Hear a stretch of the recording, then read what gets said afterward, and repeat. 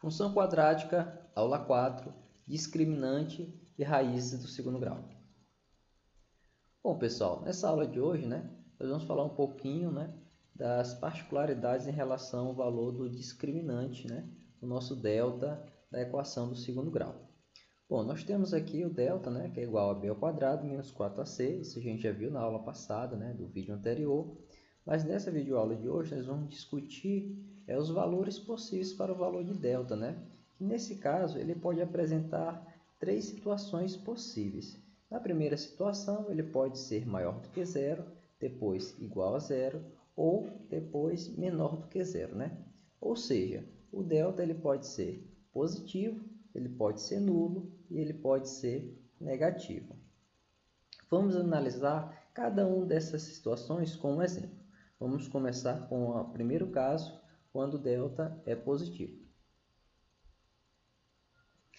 Quando o delta é positivo, temos aqui um exemplo, que é x ao quadrado mais 3x menos 4 igual a zero.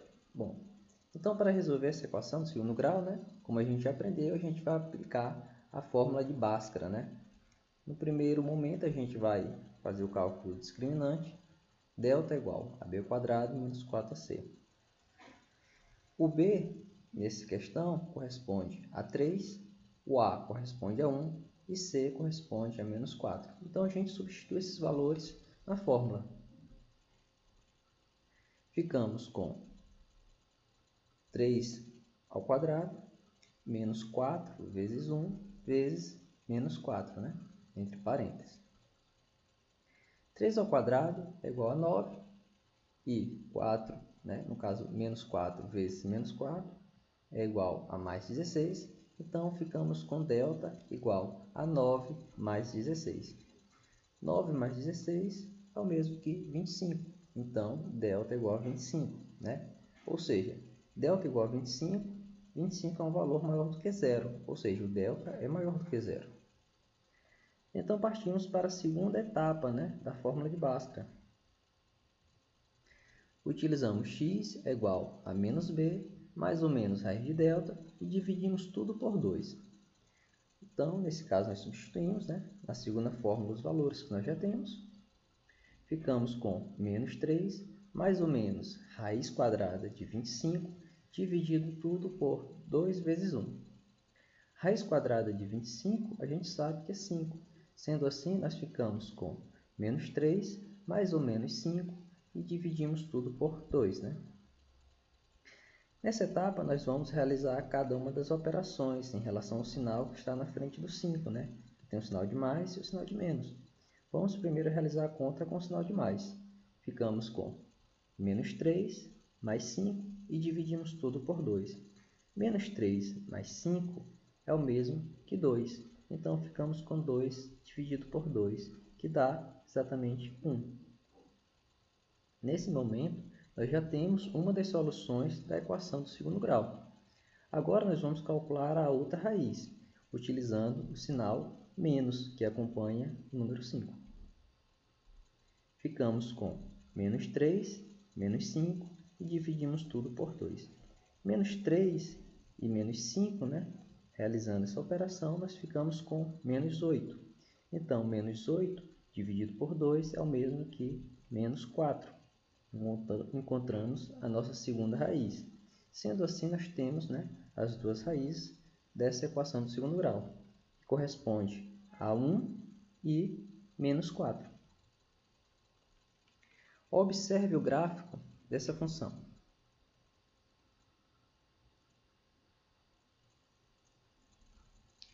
Nós temos duas raízes para essa equação do segundo grau. Dessa forma, você pode perceber que no gráfico, a parábola, ela toca ou cruza, melhor dizendo, o eixo de x em 2 pontos. Nesse primeiro ponto, que eu estou mostrando para vocês com o cursor do mouse, e corresponde justamente ao valor de x igual a menos 4, e neste segundo ponto, que corresponde ao valor de x igual a 1. Por isso, é o zero da função. Nós temos como zero da função os valores de x igual a 1 e x igual a menos 4. Então, a função f de x igual a x ao quadrado mais 3x menos 4, ela cruza, né, ou toca o eixo de x nesses dois pontos, né? Então, aqui nós temos nossa parábola, ela vai fazer o primeiro cruzamento em menos 4, né? X igual a menos 4, e o segundo em x igual a 1. Vamos agora olhar o caso quando delta é igual a zero. Bom, pessoal, nós temos aqui uma equação, né, do segundo grau, x² mais 4x mais 4 igual a zero. Vamos fazer as mesmas etapas. Primeiro, calcular o discriminante, né? Delta é igual a b² menos 4ac. Nesse caso, o a é igual a 1, o b é igual a 4 e o c também é igual a 4. Substituímos esses valores na equação. Então, ficamos com delta igual a 4² menos 4 vezes 1 vezes 4. Sendo assim, nós vamos ficar com 16 menos 16. Né? 16 menos 16 é o mesmo que zero. Ou seja, nesse caso, o valor do delta, né, do nosso discriminante, é igual a zero. Né? Ou seja, é um valor nulo. Então, se nós utilizarmos esse valor de delta igual a zero, na segunda etapa, veja só o que acontece. Nós temos x igual a menos b mais ou menos raiz de delta, dividido tudo por 2a. Menos b, né? A gente tem o b igual a 4, então fica menos 4. Né? Mais ou menos raiz de delta, delta é igual a zero. Então, nesse caso, a gente vai fazer a raiz quadrada, que a gente sabe, né? Raiz quadrada de zero é sempre zero, né? Uma raiz quadrada muito fácil, aí, que todo mundo sabe de cor e decorado, né? Então, pessoal, nós ficamos com uma situação bem simples, né? Que fica menos 4 mais ou menos zero e divide tudo por 2, né? Somar ou subtrair zero, né, não faz nenhuma diferença na equação, de tal forma que nós ficamos apenas com menos 4 dividido por 2. Ou seja, o valor que a gente tem no final das contas, quando nós temos o delta igual a zero, seria x igual a menos b dividido por 2a. Né? Que nesse caso é menos 4 dividido por 2, que dá exatamente menos 2. Né? Então, nós temos apenas uma solução, ou seja, toda vez que o discriminante for nulo, ou seja, delta igual a zero, nós temos apenas uma solução. E nesse caso particular, a solução é x igual a menos 2. Veja o que acontece com o gráfico dessa função. Nós temos aqui a função, né? Y igual a x² mais 4x mais 4.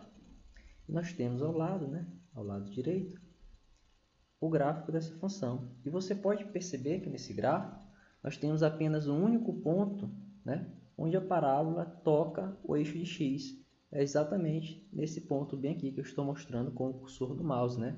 Nesse ponto nós temos, né, o valor de x igual a menos 2, ou seja, exatamente na raiz, né, no valor que nós encontramos da solução da equação do segundo grau, é justamente o ponto onde a parábola ela toca, né, o eixo de x.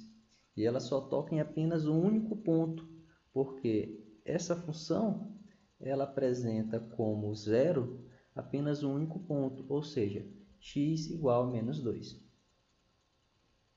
Vamos ver o terceiro caso.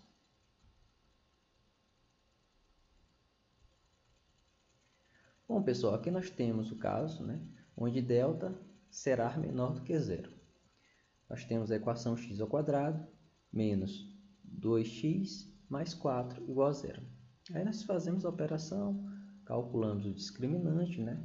Substituímos os valores, que nesse caso o b é igual a menos 2, o a é 1 e o c é igual a 4. O quadrado de menos 2 é o mesmo que 4, né? Aí ficamos com quadrado de menos 2 menos 4 vezes 1 vezes 4, ficamos com delta igual a 4 menos 16. 4 menos 16 é o mesmo que menos 12, né? Então, menos 12 é um valor negativo, ou seja, o delta, nosso discriminante, ele é um valor menor do que zero. Quando nós chegamos nessa situação, Então, nós não podemos passar para a segunda etapa, né? Por quê? Porque não existe raiz quadrada de números negativos no conjunto dos números reais. Ou seja, quando chega nesse momento, você pode simplesmente escrever: não existe raízes reais, certo? Veja o que acontece com o gráfico dessa função. Nós temos a função y igual a x ao quadrado menos 2x mais 4.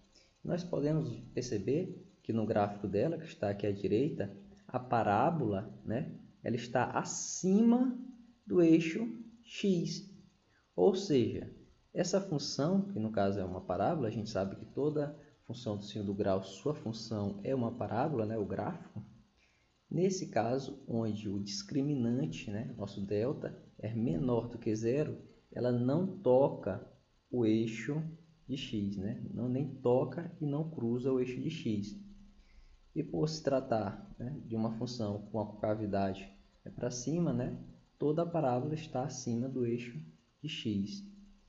Então, pessoal, espero que você tenha entendido que existem essas três situações, né? Só para recapitular. O delta pode ser maior do que zero, o delta pode ser menor do que zero e o delta pode ser nulo, né? Quando o delta ele é maior do que zero, existem duas soluções, né, possíveis. Quando o delta é igual a zero, existe apenas uma solução. E quando o delta é menor do que zero, não existe solução no conjunto dos números reais. Professor, por que você está dizendo que não existe solução no conjunto dos números reais?